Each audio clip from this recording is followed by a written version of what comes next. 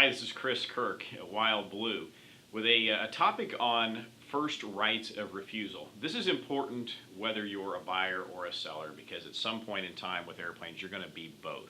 So what is a first right of refusal clause, specifically as it pertains to a purchase agreement? Well, it's becoming a little bit more of a normal thing in aircraft sales or purchase agreements.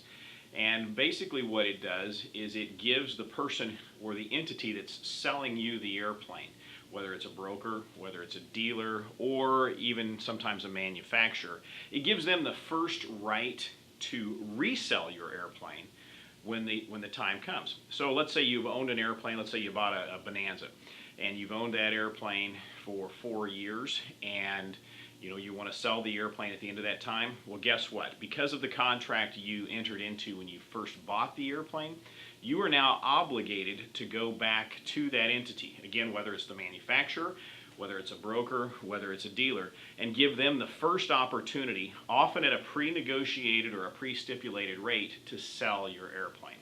Now, personally, I think it's a terrible situation for the seller because it obligates you to work with someone that you may not want to work with.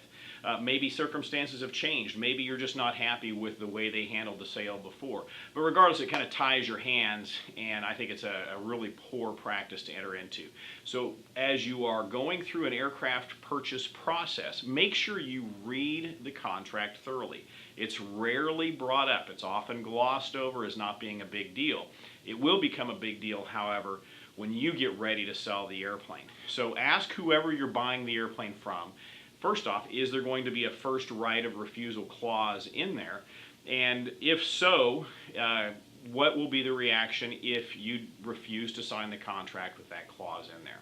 Personally, I think those clauses ought to be removed and would recommend that you have it removed also so that you're not obligated to sell the airplane with a particular individual 4 or 5 years down the road. They ought to be able to earn, or they ought to have to earn your business over that period of time, not to just have a freebie for them to where they will sell the airplane regardless of how happy you've been with their performance.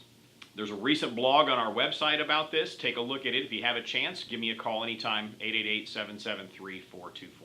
Thanks so much.